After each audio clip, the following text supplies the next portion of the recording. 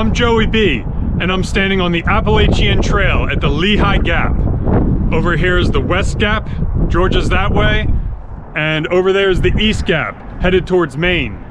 And these two mountains are kind of like my training temple. And in this video, I'm going to go over my ultramarathon training plan, year 2. All right, maniacs and savages, strap in because it's going to be another historic racing year in 2025. It's hard to believe that only 2 years ago, I was just a casual 10K runner who had never heard of an ultramarathon before. That summer, I ran my first 25K at the Grenoble Games, and to my surprise, actually placed in my age group. But even more shocking were the people running double my distance, a 50K, 31 miles.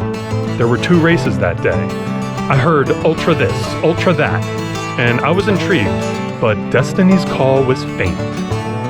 Then at the end of the summer, I attended a wedding where someone recommended I check out the Barkley Marathons movie, and well, it was all over from there. I had to do, definitely not that, but something like that. I got bitten hard by the ultra bug, giving way to what I have named Ultramania. Before long, I finished my first 50K and found myself on a quest to do 10 ultramarathons in 10 different states. Last year, I got halfway there with a string of grueling trail races. Oh, by the way, if you're wondering if I'm really challenging myself, let's just say the last 2 finishes were very close. This year, I need to scale back some for my own sanity, but I still want to challenge. So I'm getting the most difficult race out of the way right at the beginning of the season. In 2 weeks, I will be running in the first ever Terror of Tammany, 50K plus. This will undoubtedly be the hardest race of the year for 2 reasons. A combined elevation of over 8,000 feet and a very technical course. Technical means rugged, uneven terrain.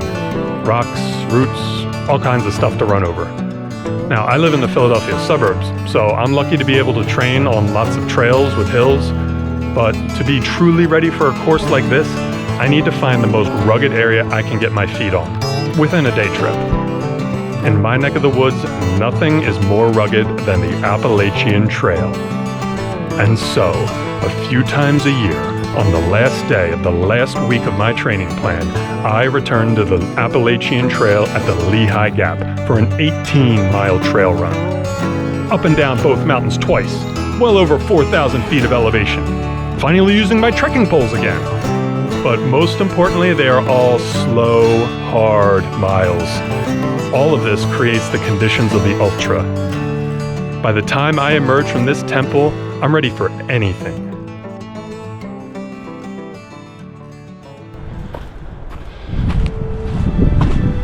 All right, here I am at the beginning of another racing season, older, wiser, and feeling stronger than ever. So last year was pretty crazy. It really ramped up in difficulty in the second half of the year. And I'm not really planning any expansions this year. Although, I guess this has been on my mind. I guess we could say it officially now. I think there's a 50-mile attempt in me at some point. Not this year, but I think I'm gonna have to try 50 miles at some point. So, here we go. Before I get to my training, a quick disclaimer about that. Always remember, on this channel, I'm not your running coach.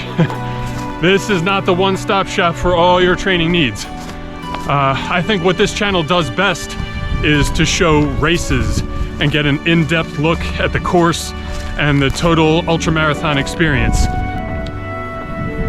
So having said that, as long as you know you can't blame me or sue me for anything, I think you could look at what I'm doing and learn some things about what you do or don't want to do for yourself. And that's part of how I got here. All right, so let's see the complete 10-week breakdown for ultramarathon training year 2. Now, what's really worked for me personally is 5 days of running, 2 days rest. I cannot imagine no days off at this point. Maybe that's a future level for me, but I want to have 2 days rest to always stay primed and stay strong and I generally like to spread that out. So anyway, first week of January, boom, I hit the ground running. I start rolling sevens like I'm at the casino, hitting the goals of those first few weeks very easily. And then, like I said, I gave myself 10 weeks instead of 8, because last year 8 weeks was kind of like barely enough time. I got started a little late and I got to where I needed to be just in time. So I said this year, why don't I give myself like at least 2 more weeks just in case something goes wrong? Good thing I did, because you can see in weeks 3 to 5 there was a big drop in mileage, and that's because I got sick twice with 2 different things. So at the end of week 3, I got sick with the norovirus, the terrible stomach bug. I was puking my brains out, completely incapacitated for 3 days. So that left me 10 miles short, week 3. Okay, not so bad. Took an extra day of rest the next week, and I could tell I was weak, but I could still run and everything. So I ended up meeting the goal that week, but by the end of the week, it was clear that I had come down with some other kind of like normal cold type thing. It was just like throat and nose and mucus type stuff, and I said it would be really smart to take it easy this week. I have a little bit of extra time to scale back if I need to. And it was really good that I did, because then I felt totally healthy by the end of the week. The next week I was hitting the road strong, business as usual.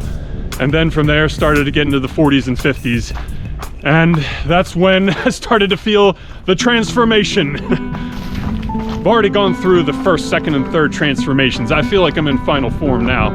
But the second half of training, just like last year, I mean, the last month, I'm tired every day. I mean, I feel fine throughout the day, but then I get home, eat dinner, then 30 minutes later, But then the next day I run and I feel strong again. I mean, if you just increase your weekly mileage 10% from what the last week was, you can start making some big gains in a relatively short period of time, and that's worked wonders for me. So this year went a little smoother than last year, I would say. About the same, but I do feel a little stronger. I do feel like it's easier to get back to where I was. I'm recovering very fast. Even though I'm tired, it's not like anything hurts, with the exception of a couple minor injuries. I did pop my shoulder out of the socket during a winter run and slipped on some ice, but I think it's fine. It's getting better. This year, I don't know if there was really any new takeaways, except my diet is better. This time last year, I was still eating takeout like a lot. And I had like pizza the night before my first ultra. Now I'm like cooking dinner like 5 nights a week, eating lots of spinach, broccoli, carrots, eating a pound of chicken like twice a week. So I just try to eat enough. I don't have like the best ultramarathon diet yet, but I did just get this book. I haven't read it yet, but I did get it. So I'm hoping to implement that by the end of the year. Yeah, but for me, one of the most valuable things about my training that I could share is bunch stuff up if you have to. Meaning miles, elevation, doesn't have to be done all at once, as long as it all adds up to where you need to be. But if I add up the total elevation gained for the whole week this week, I think it was about 8,000 feet or thereabouts. So that's good. That's, hey, in the course of the week, I did what I'll need to do with the ultra.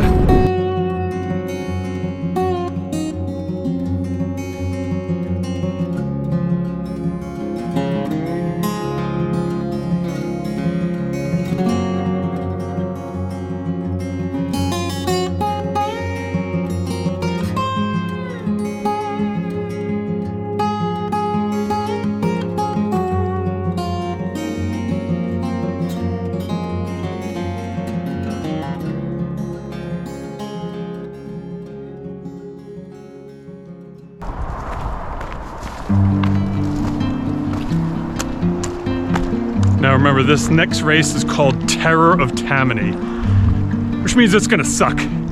Because when they put words like terror in the title, they're not messing around. And you can see this terrain. That's why I'm here, is to prepare for a race like this.